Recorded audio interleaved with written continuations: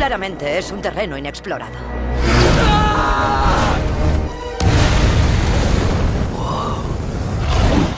Hola, es probable que no entiendas nada de lo que digo. Pues claro que te entiendo. ¿Eh? ¿Papá? Papá. I'm Jesus from Cartelera, Spain, and it's really nice to talk to you. Great movie. I had a great time, and I gotta say, thank you so much for Ethan. It means a lot today, and it would meant a lot when I was little. So thank you so much for him. Thank you for saying that. Thank you. So I wanted to start asking you about you've talked a lot about the inspirations behind the story and the film, especially the movies, the Pulp Fiction, and but I wanted to know if it's somewhat inspired also in video games, because there's some part in the movie that feel like a video game or should be a video game, and Avalonia itself could be a city from Final Fantasy, for example. I am so ignorant of video games, so I can't say that's an influence, because I haven't played.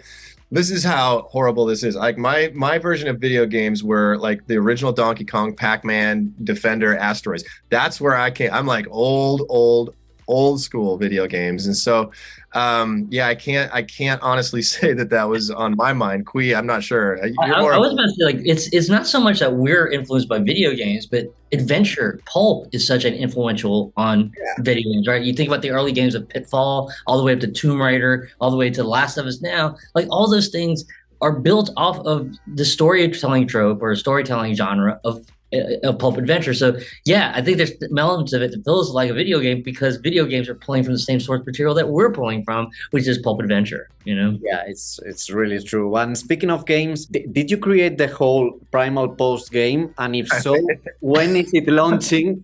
Please and thank you.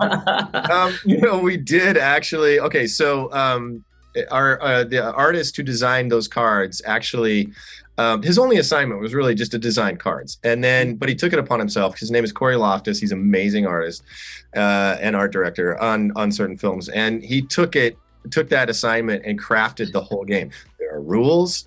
It is playable. And so it is a thing.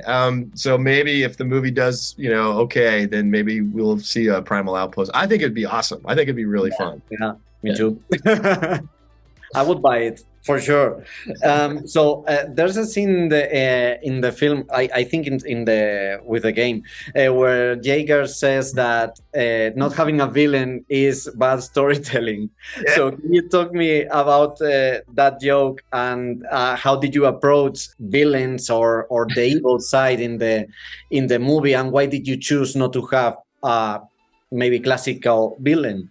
Yeah, I think it's kind of connected to, like, almost like, again, back to the pulp stories that we love so much, right? Like, so a lot of those pulp stories is man versus nature. And so really the bad guy of the world, or what we think is the bad guy of the world, is nature. It's not unlike King Kong, where, first, she gets kidnapped by King Kong and we think he's so bad and everyone's going against him. But once he's saved, after you realize that he's trying to protect her and that now he's locked up, suddenly this thing that we were all scared of, suddenly is the thing that we're trying to save. And just like Strange World, we think these monsters are out to get him, but obviously there's a huge reveal, and it suddenly twists our understanding of it. So, like, really, it is again connected to a lot of the source material that we were just kind of being inspired by. Mm-hmm. I mean, Kui's the one that wrote that line too, and I just thought it was a funny line, because it was funny in the moment, but also funny as a commentary on the movie. The movie that we're making, yeah. It made me laugh on multiple levels, and how Dennis delivered it was pretty amazing. Yeah. It's a great joke, and since at Disney you are a very collaborative group, you suggest and give advice at other movies. How do you treat the villains side? Because it's been a long time since we haven't seen like a Mother Gothel or Ursula or Hades, like a over the top villain. Why is that? Why do you think it's simply a phase? It's just a phase we're going through. Yeah. I don't know, because there's no the films are so connected to a filmmaker's vision.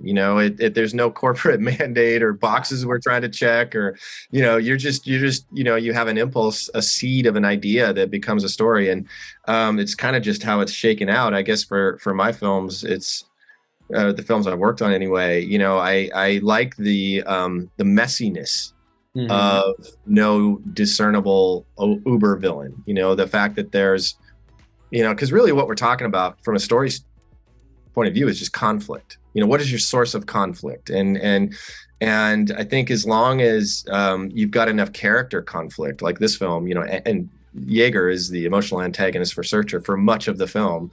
As long as you have that character conflict, there's no need for an outright like uber kind of supervillain. But that's just me, and I think I think other filmmakers might see it a little differently and might want to push for that type of thing.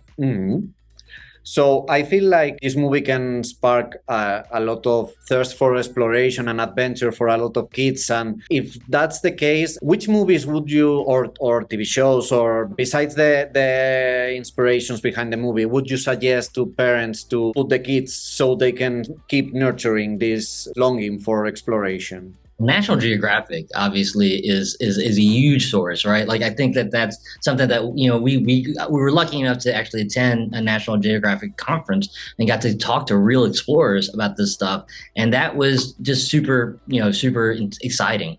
Yeah, and also because it thematically aligned with what we wanted to do with the film too, right? Because it feels like National Geographic now what they're doing is promoting conservation.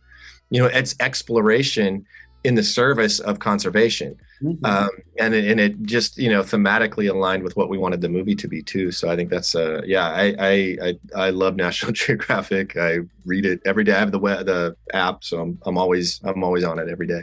You can feel it in the movie. Yeah. So thank you so much for this interview, and again, congratulations. I can't wait to see it again. Thank you, and maybe see it in 3D if you get a chance. The 3D version is amazing. Here in Spain, we don't have a lot of 3D, but I think with Avatar, things are going to change. That might change. Yeah, that might change. So, fingers crossed.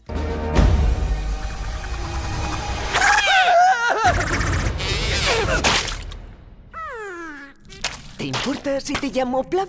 Es que tienes cara de Plaf. ¡Au!